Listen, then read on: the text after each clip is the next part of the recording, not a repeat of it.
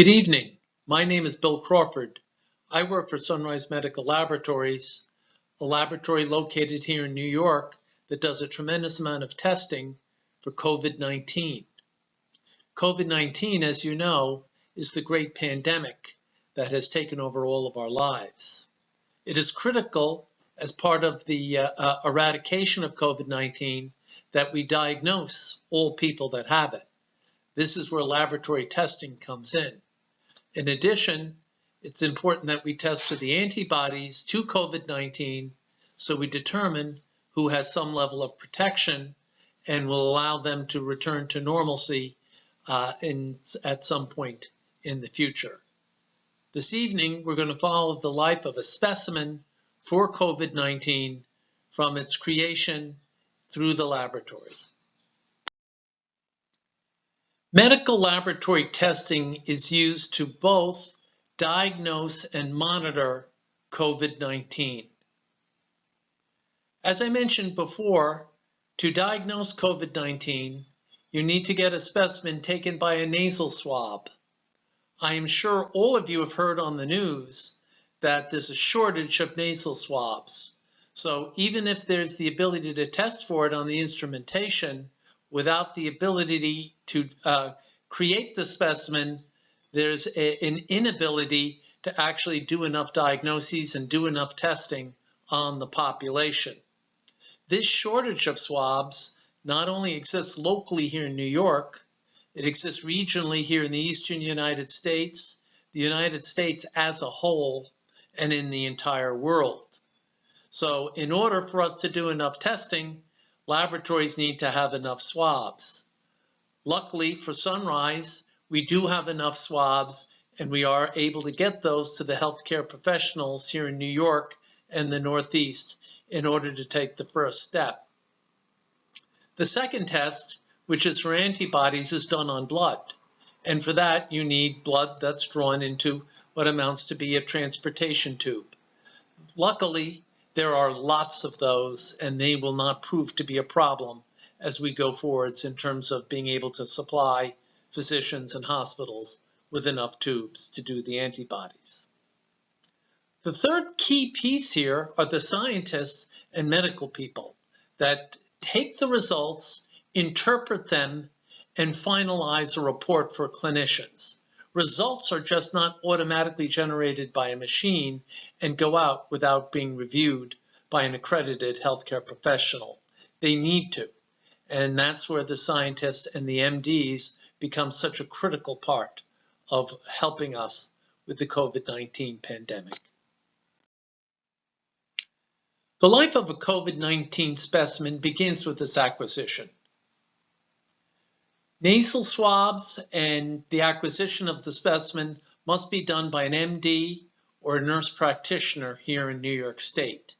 For that, you need to go to a specialized healthcare facility, whether that be a clinic, a physician's office, or a hospital.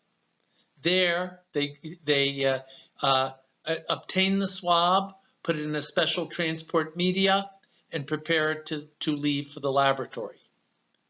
For the antibody testing, you would go to a blood drawing station known as a PSC. There, the blood could be drawn by a phlebotomist. This is a healthcare professional that specializes in drawing blood. Not only do they specialize in it, but they're able to do it quickly and painlessly.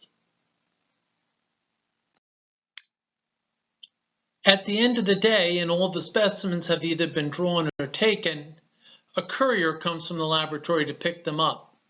I'm sure you've seen couriers from all the laboratories buzzing about the city over time. They have to work on a very tight schedule because it's important that the specimens be picked up in a quick and expeditious period of time and brought back to the laboratory to be tested. Critical, though, is that they be stored in transportation in their proper fashion. Specimens either need to be kept frozen on dry ice, refrigerated on an ice pack or two, or room temperature, which is also called ambient, and those are just kept on their own. If they're not properly stored, the specimens will not be able to be tested and they'll need to be discarded and drawn again. The couriers during the pandemic going in and out of these healthcare facilities have really been true heroes. Many times they are truly risking life and limb going to the places they are to take these specimens from these very ill patients. And we appreciate the job that they do. The next step in the life of a specimen is arriving at the laboratory. The couriers arrive at all hours of the day and night, but most frequently in the late afternoon and through the entire evening. At that point, many thousands of specimens will arrive at the laboratory, many times between 15 and 20,000 in a short period of time. As you see the couriers come in one by one with large boxes of specimens, you wonder how they ever keep things organized, but they do. The next step is where they're checked in. It's the accessioning or pre-testing department. Here, the accessioners, who number in the tens, take each specimen and check them in. In today's world, most specimens are ordered electronically, so we're already expecting that specimen to come. There's an order waiting for the specimen there at the laboratory. So in most cases, about 80% at this point, they just literally wand them in, and we know what's been ordered and what the specimen is that we've just received. In some cases, though, about 20%, they still come on paper. So with those paper requisitions, we have to manually enter the orders on our system, which is called a Laboratory Information System, or LIS, and make sure that's done correctly so we do not have a mistake and have the wrong order performed. The great news is that very few errors are made at this point in time. If you were at the department and you saw as many specimens came in, you would think that there could be a fair number of mistakes made. That's not the actual case. It's well under 1% because it's such a well-organized department, and it's truly part of the benefit that the IT department plays in the rendering of medicine today. The next step for the specimen is into the laboratory itself to be tested. Here, they're placed on the instruments, also known as analyzers, where they will go through a series of processes that will allow the machine to render a result. These are highly sensitive machines, and this is truly the cool part of the process. As you can see in the picture here, there's a large bank of instruments here. They're all dedicated to COVID-19 testing at this time. They all come from Roche, which is a Swiss company. These machines are created in modules back in Switzerland, shipped to the United States, assembled in Indianapolis, shipped to New York, where their technicians from the company work with our people at Sunrise to put the machines into working order. That work takes day and night. They worked for days upon days, 24/7, in order to get these instruments in shape back in March so the testing could begin. These instruments have nicknames such as Terminator, Arnold, and the largest and best of all, Princess Di. At the end of the process, for COVID PCR testing, which is the nasal swab analysis, which takes about 4 hours, the raw results are rendered. They're given over to the scientific people and the medical people for review. And once they're determined to be correct, they will be sent out usually by electronic device, either an EMR or another means of getting it to them, and they will be sent to the physician.